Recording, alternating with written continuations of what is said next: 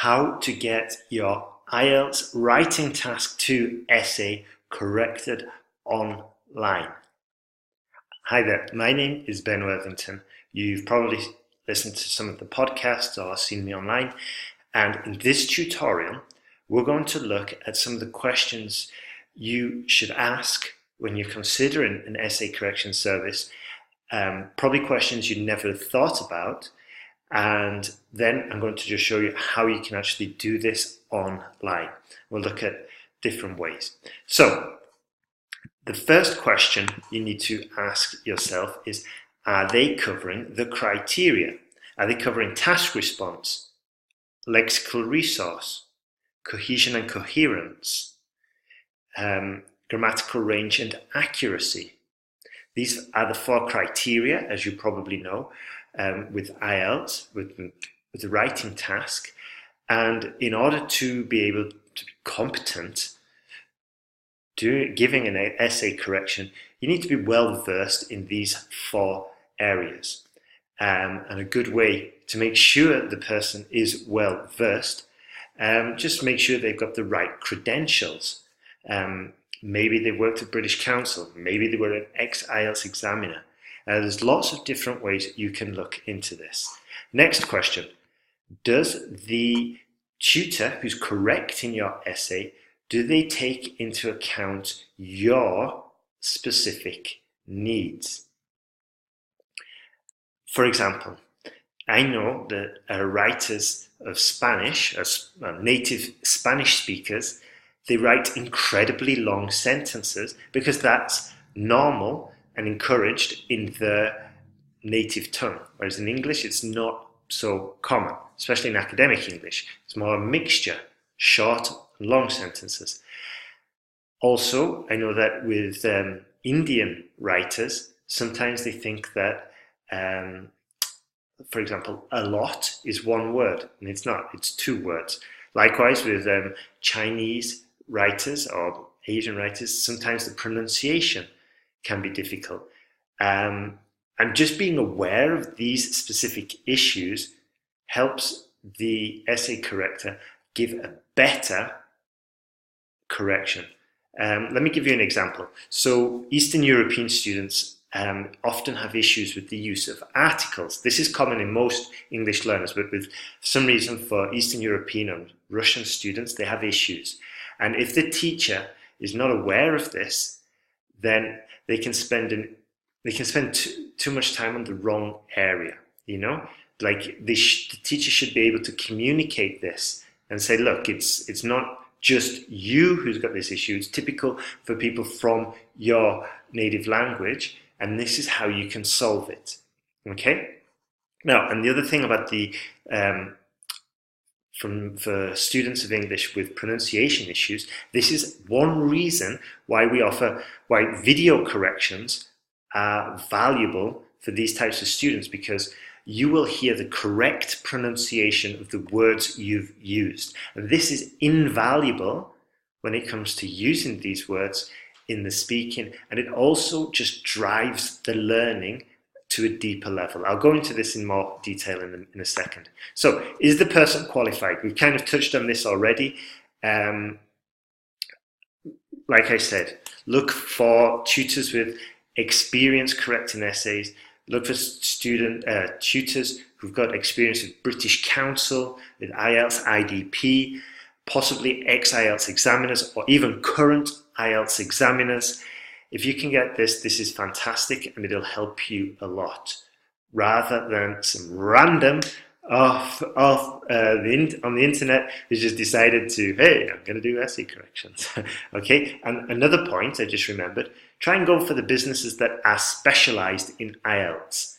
Don't go for, a general English website that's offering PT, TEFL, TOEFL, all these other different qualifications. Try to go for the ones that are specialized, because they'll be more well-versed, they'll be more up-to-date, and just better at the job. Next one, experienced and trained. We've gone through this before, but it's just important that you ask these questions, So let's see. I'm not going to talk about the actual specific qualifications here. I'm going to focus more on the ability to do the corrections, because I know from experience that when tutors do the corrections, they usually focus on the negatives that the student has done. So you'll get your PDF back and it'll say, this was wrong, this was wrong, this is wrong, you're a useless student, get away from me. Probably not so negative, but you will get this. It's just highlighting all the negatives, and I think this is terrible. And it hurts, because when you're preparing for IELTS, your motivation can go up and down, and getting a PDF, a stale, boring PDF, and it just slams you with all the negatives that you've done in your writing. This can be really demoralizing. So when I take on essay correctors, I train them and I say, okay, fantastic, you're an IELTS examiner, that's awesome, that's exactly what I need. However, what we're going to do is, when we're correcting the essays, we're going to do video correction so the students can hear you, they can hear the pronunciation, and we're also going to praise the student when they do well. And this will just help them motivate, and I think it's a fundamental aspect of the teaching experience and of the learning experience, and it just helps the students, in my experience, improve much faster. You will improve much faster if you're getting positive feedback on your work. And of course, it's realistic. We're not just going to say, oh, wonderful work, I can't understand a word. No, it's going to be balanced and realistic. But if we do see elements of excellent writing, good writing, we will recognize that, as well as the negatives. So, next point, can they offer solutions to the issues, to your issues with your writing? So one thing is saying, you've done this right, you've done this wrong, you've done this wrong, you've done this right. Can they take it to the next level? Can they give you a solution for what you can do next? I always tell the people I've working for us, I say, look, try and give the students the next step. Tell them what to do next, because we are in a position of doing this daily, and we see these issues. So a student might have problems with articles, as I said before, and we see this daily. So we are in a much better position to help that student take the next step to improve their writing than possibly the student is. We can say, go to this resource, get this book, do this, do that. And this is an important part of the learning process, as I mentioned before. Next point, we're almost finished, don't worry. Is the response time adequate? Okay? When you're preparing for IELTS, you probably want to get ahead. You probably want to get to the country, Canada. You want to get your student visa. You want to settle in Australia. You want to start practicing medicine in the UK. All these issues, and you've got IELTS as this obstacle. And like I said before, motivation comes in waves. Some days you're super pumped. The next days you don't want to touch it with a barge pole. So this is why I personally insist that when we get the essay corrections, we do it and we give it back to you in 24 hours.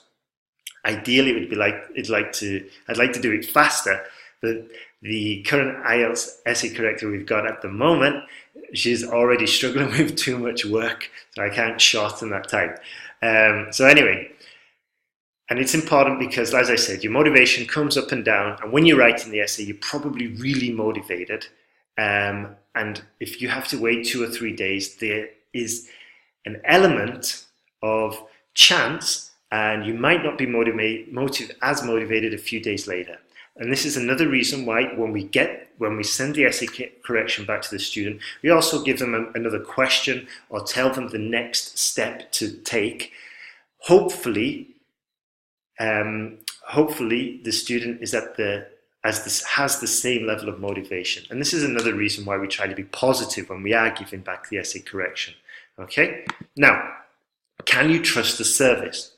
Okay? Is this just some random English teacher who's just thrown up a website, or is it a site that's like using encrypted technology for the credit card? Do they have a track record of success? All these issues need to be addressed.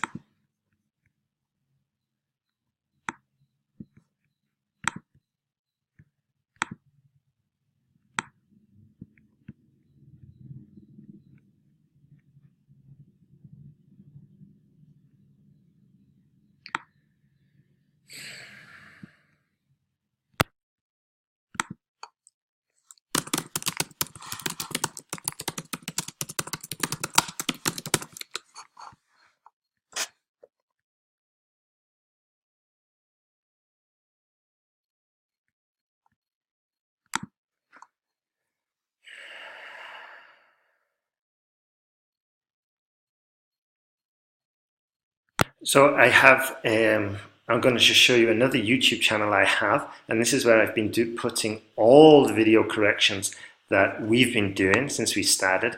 Not all of them, sorry, but the vast majority. And look, you can see 3,000 essay corrections. That's a lot.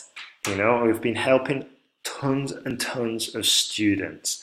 And you can see, it's, if you probably look at the date, this video was posted April the 11th. They're just getting posted every single day, 8th, 7th, it's just daily. We're just putting videos up there. So the main thing is just to do some good research, check it out, and don't be afraid, and just try and follow the criteria that I mentioned before. Okay, my name is Ben Worthington. Thank you very much for watching this video, and all the best with your IELTS preparation. And if you need help, if you need any help, just go to IELTSPodcast.com and you can sign up for IELTS materials. Yeah, there's just lots more resources there. All right, my name is Ben. Thank you very much for watching. Have a great day and good luck with your IELTS preparation.